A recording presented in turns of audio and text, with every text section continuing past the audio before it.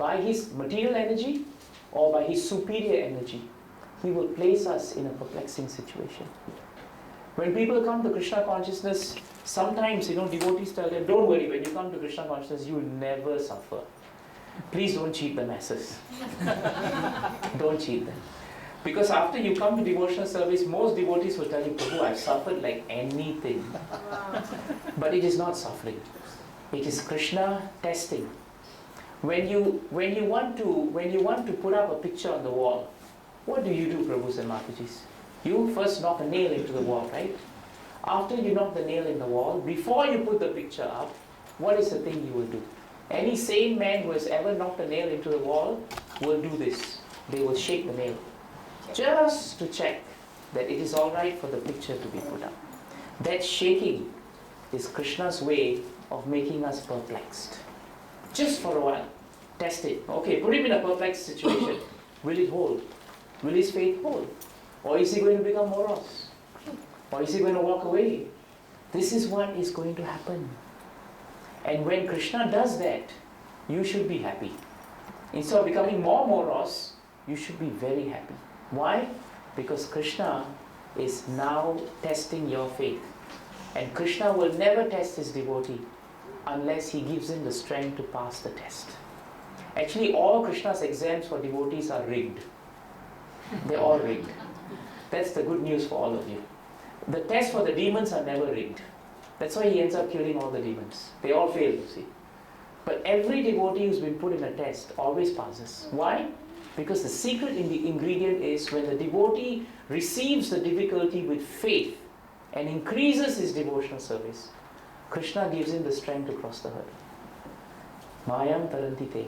He gives him the strength to cross the hurdle. It is the Lord himself who gives it. And if Krishna does not give it directly, he always gives it through the agency of the spiritual master. The spiritual master will give the sincere disciple the strength to cross over all hurdles in this material birth and death. He will. He always will. All we have to do is have the desire to serve Krishna, come what may, in any situation. So when Brahma was perplexed, he did not become morose. He said, I have full faith in Krishna. He will do this. He didn't become discouraged. And the moment Brahma felt that, what happened? Suddenly from one of his nostrils, the Lord came out in the form of a small, tiny, wild boar. Can you imagine? Krishna has come out from a variety of places, but never from the nose of somebody. Isn't it? It's a very unique pastime, Of all places he comes out from, the nose is not exactly the most auspicious part of our body. For that matter, there's no auspicious part of our body at all. Right? If it's not used for Krishna, it's useless. But Brahmaji was perplexed. Imagine how much more perplexed he must have been when suddenly something comes out from his nose. He's the creator. And he's thinking, what is this that is coming out from my nose? I didn't create this, but it came out. And Bhagavatam says when it came out, the boar was the size of the upper portion of your thumb. Upper portion. Not even half, but upper portion. How small is that? So small. Very, very tiny. But in a few minutes, while Brahma was still perplexed and couldn't recover from his perplexity, the boar started growing and growing. And within no time, Bhagavatam tells us that the boar became the size of an elephant. And not the material elephant, the size of a celestial elephant. The celestial elephants are 10, 20 times the size of normal elephants. And that's how big the Lord was. And the moment the Lord came out, Bhagavatam describes him as looking very beautiful. People may ask, how can a boar look beautiful? Right? If you go and see a boar anywhere, if you don't see a boar in Abu Dhabi, I think. Wild boars don't move around, isn't it? But in Singapore, we have some forest reserves, very small ones, and there are wild boars, and they will come out. And when you look at them, they don't look very palatable. But Bhagavatam says that when the Lord came out, he looked very beautiful. Why? Because his tusks, for example, were very long, and they were ivory in color. And the Garbhodaka ocean is very dark, because it's at the point of creation. But when the Lord came out of the nose and started growing in the sky, what did he do? He didn't just dive into the ocean. Krishna never does something unless it is done in a superlative manner. The Lord did not dive down. He flew up into the sky. And as he flew into the sky, he appeared like a reddish, beautiful cloud. And with his tusk, he pierced all the clouds that were up in the air. With his hooves, he sliced the clouds into pieces. And in the air, Brahma and all the Devatas and Swayambhuva Manu looked, and they were thinking, what is this most beautiful form of the Lord? And when the Lord had reached a very high point in the sky, he started hurtling down with great speed into the ocean. And when he hit the ocean, he hit it with such force, Bhagavatam says, that the ocean was split into two. Literally split into two. And it became like tsunami waves on both sides, And when he hit the ground, when he hit the ocean so hard, and the ocean became frightened. And Bhagavatam says that the ocean prayed to the Lord, "Oh Lord, please don't split me into two." He says, the ocean himself said, "Don't split me into two, O Lord. Make me become one again." And at that point of the time, Krishna is very kind. Krishna pierced the ocean, but he did not hurt the ocean. And the Lord went deeper and deeper and deeper and deeper, right to the point where he reached the end of Garbhodaka ocean.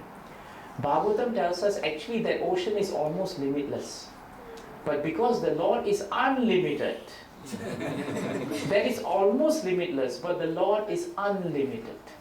Because he is unlimited, anything that appears not to have an end in this world, in front of the Lord, it becomes an end. Do you see this point? Death may look like a terrible thing, but in front of the Lord, death is nothing. Death seems to be the end of everything in this world. But in front of the Lord and his devotees, death is nothing. When Dhruva Maharaj was about to leave this world, who came?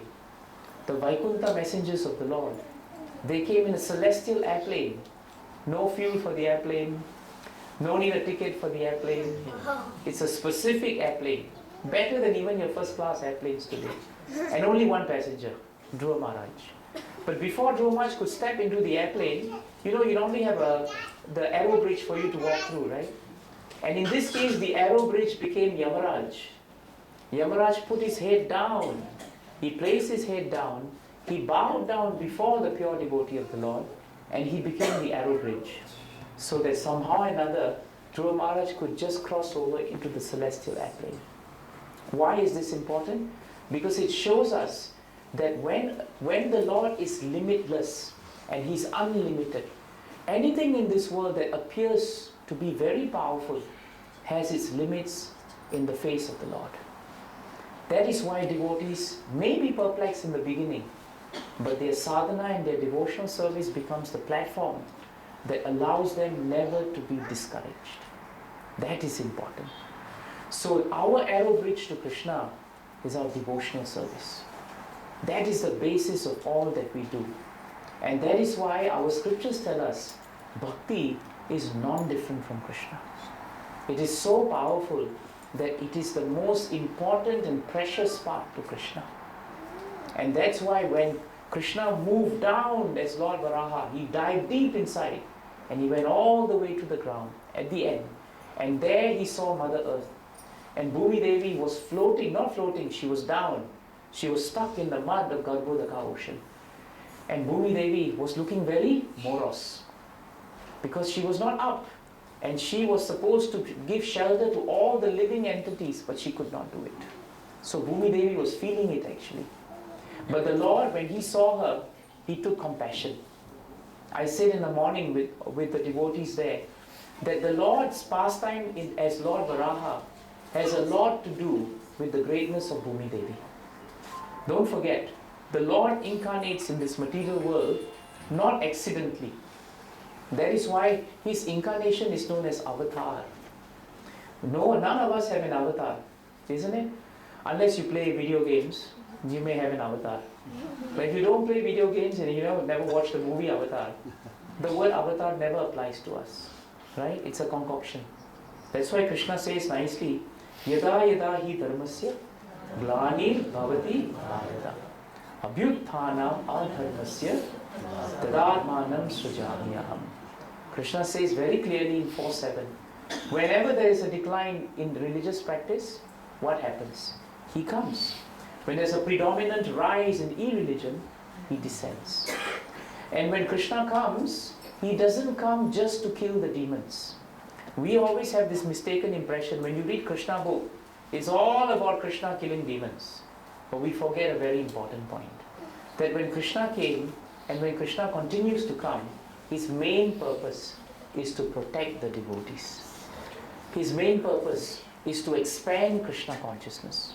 In the purport to 4.7, if you read, Prabhupada ends the purport by saying, the whole purpose of the mission of incarnations is to arouse Krishna consciousness everywhere. That is the main purpose. When he comes, he doesn't come to kill someone. That's not his business. But if someone gets in the way of his devotee, then he will vanquish that demonic element. This is an important point. So never forget that Krishna comes for you, the devotee. He doesn't come for the demon. If he came for a demon, then demon should actually be greater than devotee, isn't it? If Krishna takes all his time to come to kill demons, devotees will think, Krishna, you spend so many man hours coming to kill demons. Why don't you spend some man hours with me? But that's not true. Bhagavatam and Bhagavad Gita are very clear. Krishna comes to relieve the distress of his devotees. Very important. In the 2nd canto, 4th chapter, Shukadeva Goswami says, Bhuyo namasad vrijane chide asatam asambhavaya akila sattva murtaye. These two lines are very important for us to understand why Krishna came as Lord Boar, Varaha. He came to check the atheistic advancement of the demonic. But why did he check them? Because he needed to relieve those who were being distressed by the atheistic elements. That's the reason why he comes. He comes to give solace and encouragement and strength to his devotees. And he came this time for Bhumi Devi. Why? Because Bhumi Devi is the embodiment of tolerance. No one tolerates more than Mother Earth. Every day people are drilling into her, eating into her, taking everything from her. But she never kills anyone. Okay, she gives you the occasional earthquake from now and now, from frequently that's happening, that's true. But apart from that, for millions and millions and millions of years, she allows anything to be on her. Krishna appreciates this very much. He really appreciates this. That's why in Bhagavatam 11th canto, the quality of Bhumi Devi is given. Bhutai akamyamano api Diro Daivo Vasan Tadvidvan Na Chalen Marga. These 3 lines tell us why Bhumi Devi was so precious to Krishna that he must take the form of an amphibious beast, the boar, and dive into the water. Bhumi Devi has this great quality that we must learn. And Bhagavatam says the lesson we take from Bhumi Devi is this. All living entities in this world are actually being harassed by the 3 modes of material nature. The moment you're born in this world, you will always face the harassment of the 3 modes of material nature. You just check your own life. Some days your mood is good, some days you're passionate, some days you're very lazy. Some days in one day you can be all 3. Isn't it true? In the morning we're very sattvic, Mangala Arati. By afternoon, we're very rajasic because we have to work, there are assignments, we are under pressure. By night we are so tired, we are tamasic, I just want to sleep. See, in one day, all 3 modes have affected us. Sometimes it's like that. But what we don't realize is that even people who harass us, and many people harass us, isn't it true? Even when you don't do anything to someone, people harass you. Sometimes people harass you openly. Sometimes people harass you indirectly. But either way, they will harass you. If people don't harass you, hunger will harass you. If I speak too long now, prasadam, you will start thinking of. And then after a while you say, Prabhu was not giving class, he was harassing me. So it becomes a form of harassment.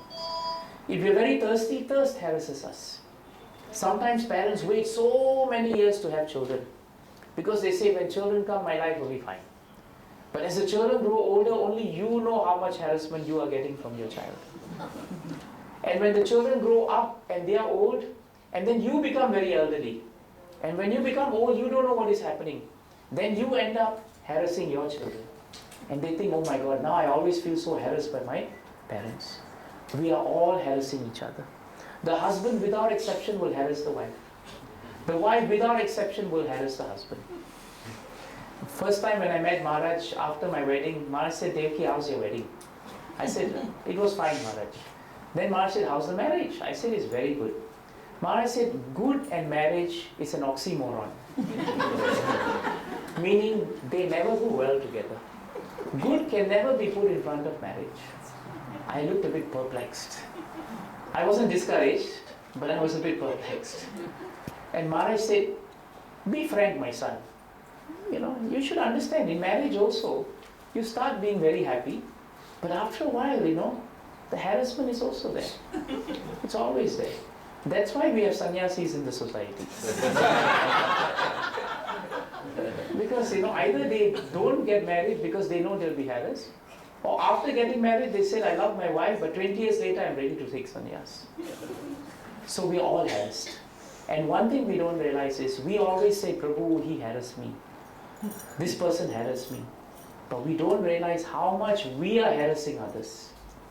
We say, I'm very tolerant by nature. But we don't realize how much people are tolerating us. Unfortunately, the eyes are made to see outward. The eyes cannot see who we really are. My Guru Maharaj used to say, every man and woman inherently thinks that they are very good looking. Even if they look like monkeys, they still think they are good looking. When they pass by a mirror, they must pause to look at themselves. And sometimes they will only take picture in a certain angle because they know from that angle I look very nice.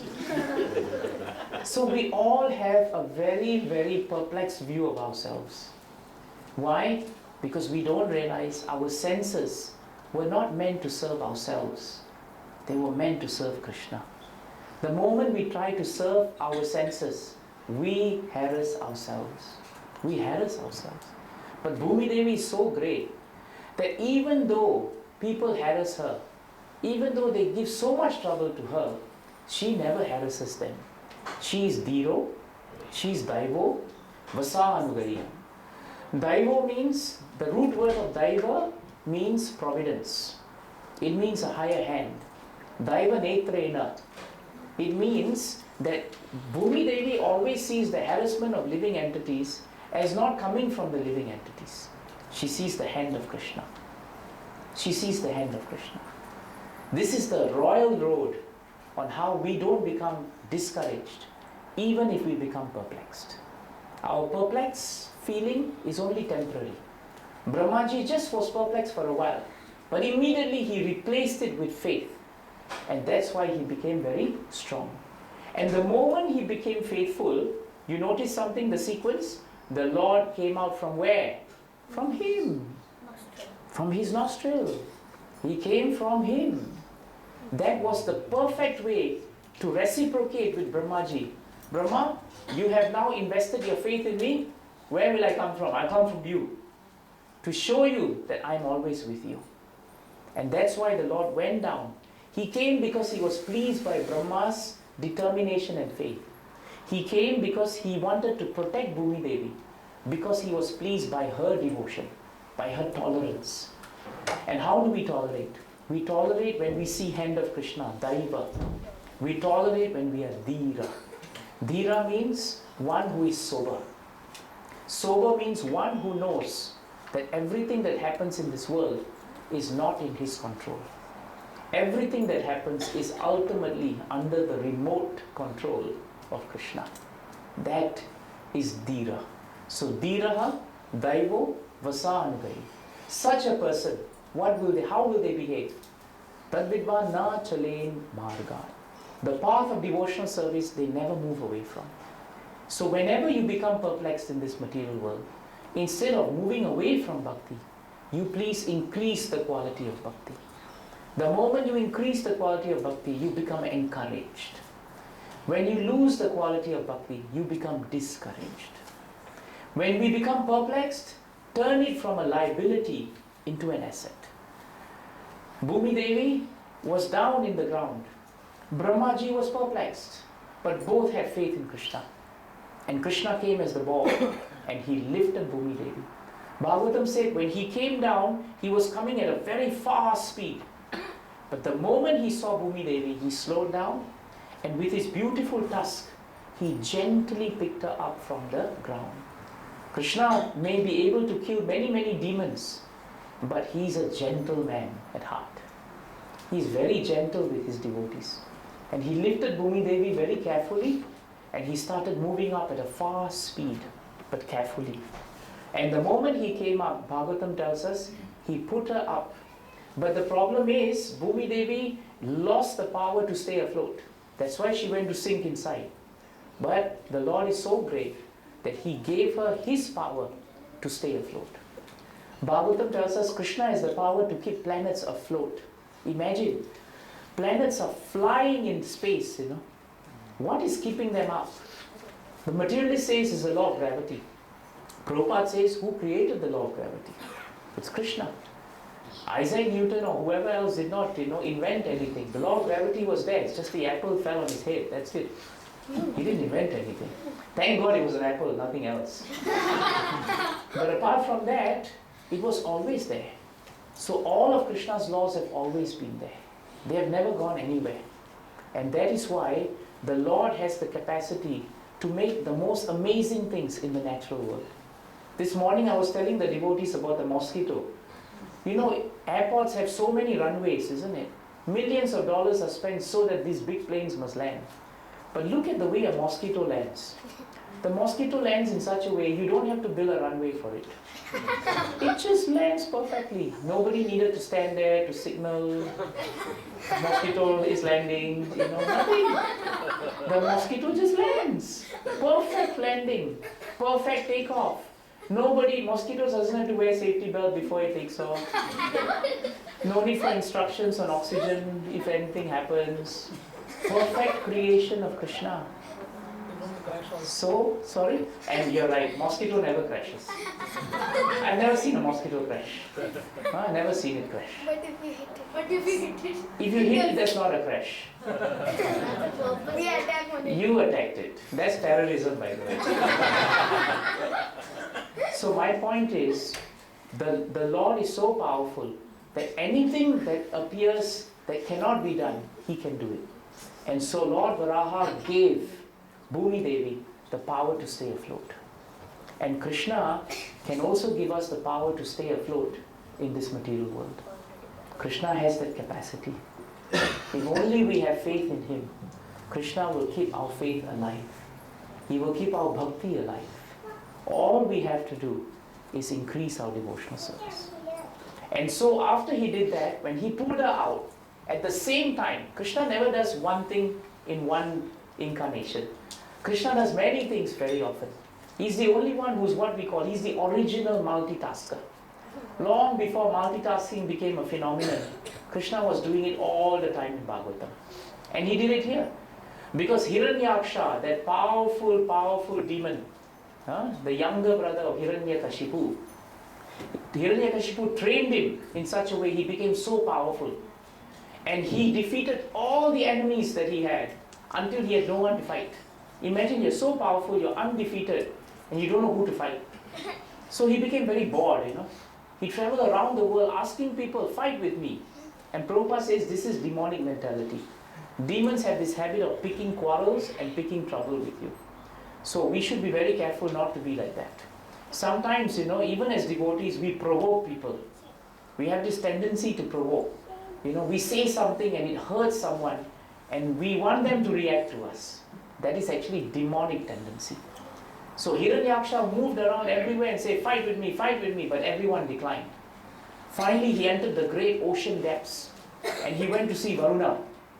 And Bhagavatam said, he bowed before Varuna mockingly, like a low-born man, he bowed before him. But all the time he was smiling cheekily. And he said, oh Lord of this great ocean, most powerful warrior, give me a fight. Varuna's blood pressure was going up. He was very upset, Bhagavatam says. But what can he do? Hiranyaksha is too powerful.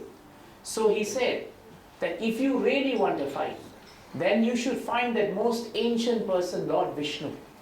Lord Vishnu never runs away from a fight. And if you fight with him, eventually you become food to dogs and jackals. So Varuna is warning now Hiranyaksha. Hiranyaksha laughed and tell me where he is. And Varuna points the way. So Hiranyaksha travels the world of the ocean. He dives in the ocean for a long period of time, up till the point when he comes to see the great form of the Lord. When he sees the Lord lifting Bhumi Devi, he then remarks, aha, the Lord, this is the Lord? He must be an amphibious beast. He calls him a beast. And Bhagavad Gita tells us, fools deride me when I come in this form. And that is what Prabhupada says in that purport. That the demons are so foolish, they cannot see the form of Krishna. They don't know how to see the form of Krishna. Because why?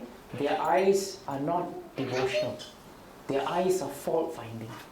If your consciousness is fault-finding, Krishna is very elusive. But if your consciousness is you see the hand of Krishna, then Krishna is always present before us. So the demon then turned to Krishna and started hurling harsh words at the Lord as Varaha. The words were very bad. He said that, he called him a fool. He called him useless. He said that you are a coward. You have run away from everyone. Unseen, you have been trying to kill the demons. And only cowards fight unseen. He used harsh words on the Lord. But the Lord did not deviate from his duty of putting Bhumi Devi safely. Otherwise, when we are doing something and someone shouts at us, we become distracted. But the Lord knew that demons always want us to be distracted from our duty. And this is the essence of Bhagavad Gita. In whole Bhagavad Gita, Krishna tells Arjuna, just become nimitta matra bhavya savya sachi. Right? Why? Because maya vaite nihata purvam evam. I have already decided who will be killed on the battlefield of Kurukshetra. You don't have to do anything. You just become an instrument. Demons never want to become instruments of the Lord. But the devotees are always ready to become instruments. So this demon challenged Krishna. But Krishna, as the Lord bore, his first duty was to protect the devotee. Remember? We told you what is the reason why Krishna comes? Not to kill a demon, but to relieve the distress of Bhumi Devi. So he put her down. He made sure she was alright. He gave her the strength to float happily, carefully. And with one eye on her, he turned to the demon. And now he says, I am ready now to take you on. And thus became a great, great battle. It says that Hiranyaksha was very powerful. He also had tusk. He also had tusk. And Bhagavatam, I was telling all of you in the morning, Bhagavatam tells us Hiranyaksha's hair was golden in color. So there's a high chance he's not Indian, Unless in those days they were dyeing their hair also. But short of that, this is the evidence that Prabhupada says. Prabhupada says in Bhagavad Gita that all the incarnations of Lord are not always Indian in origin.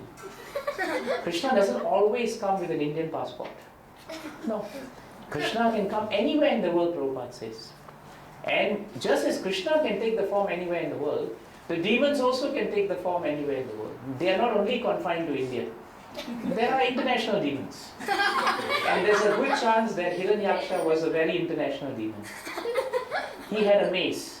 And he took the mace and he struck it at the Lord. But what did the Lord do? The Lord just moved his body. Remember, he's in the body of a boar. He just moved it and the mace just missed him. Then the Lord took his mace and he hit Hiranyaksha very hard. But Hiranyaksha had the right maneuvers, So he also could parry the movement of the Lord boar's mace. And in that way, they were just fighting as if they were equals. And as they were fighting in that way, the time that was auspicious, known as Abhijit, it was going. Brahmaji became a bit worried. The Devatas started watching this fight. Just like you go for wrestling, you see all the audience sitting and watching. The Devatas became the audience. And they were all watching, but they were looking at their time also. And they were thinking, Lord, auspicious time is going. When the inauspicious time comes, Hiranyaksha becomes very powerful. But the Lord smiled. Why? Is there anything inauspicious for the Lord? Must the Lord really see the calculation of the time? Oh my God, he's going to become stronger now, I better kill him now. That means time is the Supreme Personality of Godhead. The constellation becomes the Supreme Personality of Godhead. But it was not so. That's why the Lord smiled. Because he thought, my devotees, they're not very intelligent, but they love me very much. And that's why they want to do this. So even while he was fighting very expertly, the Lord cast loving glances at the Devatas. Bhagavatam tells us, he had the time to still look lovingly at his devotees. Do we do that?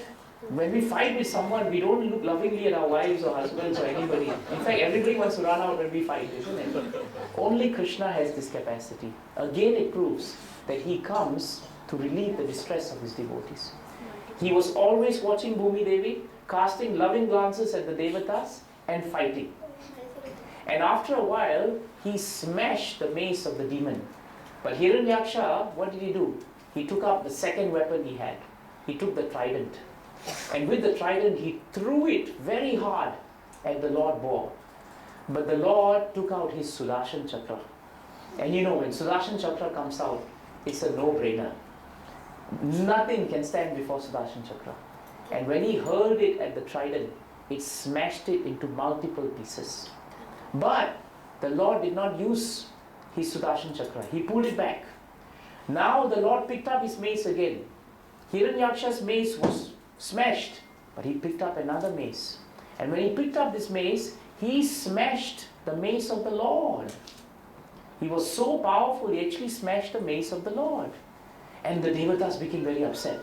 They became very perplexed. Does it mean now there's going to be an upset? Is it going to be an upset victory now? They were perplexed. In the same way Brahma was perplexed before Varaha came out. Again they became perplexed. But at that point of time, when the Lord did not have a weapon, what did Hiranyaksha do? He stopped fighting and he waited for Krishna to take up a weapon. And Prabhupada writes, even the worst demon at that time was still a gentleman. They still observed the proper way to fight. Why? Because actually Hiranyaksha was one of the great devotees of the Lord. He was one half of the Jai Vijay combination. And he was sent down because the Lord wanted to fight. And who better to fight with than his own devotees? So actually, even though he was Hiranyaksha, deep, deep, deep in his heart, he was always connected to Krishna. And that's why, even though he was a great demon, he was also a noble fighter. So he waited for Krishna to pick up his favorite weapon. Krishna picked up the Sudarshan Chakra. As he whirled the Sudarshan Chakra, now don't forget, Hiranyaksha was not only a warrior, but unlike Hiranyakashipu, he was a sorcerer. Magic. And he suddenly made the whole scene of the battle into something dark. Suddenly there were demonesses, there were demons, there were witches. They all started coming and harassing the Lord. In fact, the Devatas became so spooked and scared that in all the sorcery, they also could not see the Lord because it became like a dark cloud that was enveloping the fight. But the Lord God took Sudarshan Chakra and he just whirled it around, and all the sorcery of Hiranyaksha was destroyed. It was all gone and there was nothing left. So what was left? Only the Lord and only the ball. And at that, only the ball, the Lord and the demon. And at that point of time, Hiranyaksha gave up using any weapons and he started using his fist. And the Lord also decided, forget the weapons. Now we do fist combat. And the Lord, mind you, doesn't have fists. He has 4 legs. He's a boy, you know. So his fists were his hoofs actually, the upper legs. He was using them. And so for a while he let Hiranyaksha just playfully hit him and hit him and hit him. But finally, the Lord decided, enough. Bhumi Devi is safe. I've cast enough loving glances at my devotees. Now it's time to end everything. So what does he do? With one hoof, he just knocks very lightly, he taps the root of the ear of the demon. Just a knock. And the moment he hit the demon, Hiranyaksha's body wheeled. His eyes protruded out of their sockets. Blood started coming out from his eyes, his nose, his mouth.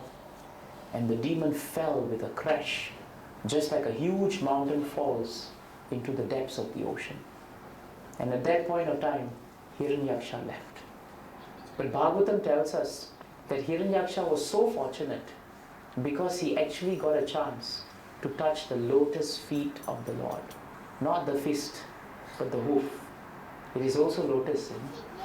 And because of that, Hiranyaksha had fulfilled one part of his vow. 3 lives he had to take. But in this life, Krishna is so kind that even the demoniac, he is ready to give them benediction. That is the greatness of Krishna. And when he ended that, thus ended the pastime of the Lord War. And all the devatas who were perplexed, they now regained their faith. And they became very happy, very peaceful. And Bhagavatam tells us at the end of this narration, anyone who hears this narration with faith, he will surely be liberated from the clutches of material birth and death. And right now, that's each and every one of you in this room. Grantaraj Srimad Bhagavatam Ji, Srila Prabhupada Ki, and Srila Gurudev Ki, Nitai Gaura Premanjana. We wish you all the best in your devotional service. I have to run to another program and I'm late already. But I pray that you will remember this nice verse. When you become perplexed, don't become discouraged. Always remember that when you become perplexed, increase bhakti. Chant Hare Krishna, Krishna Krishna, Hare Hare, Hare Rama, Rama Rama, Hare Hare. Grantaraj Srimad Bhagavatam Ki.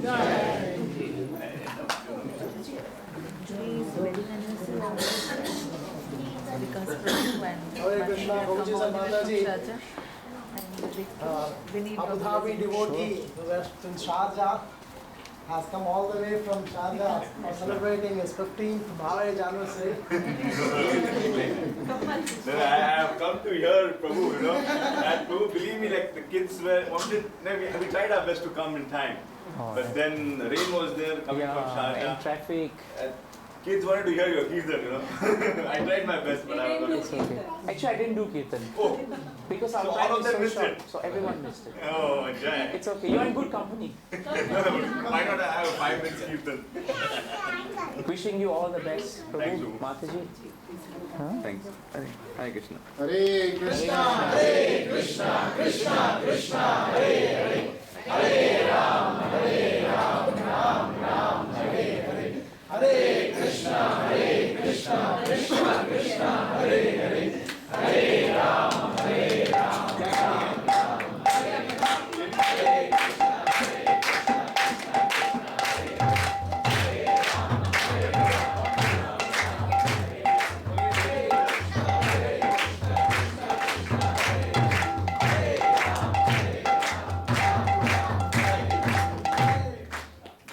I'm reminded of Maharaj asking me, how is your marriage?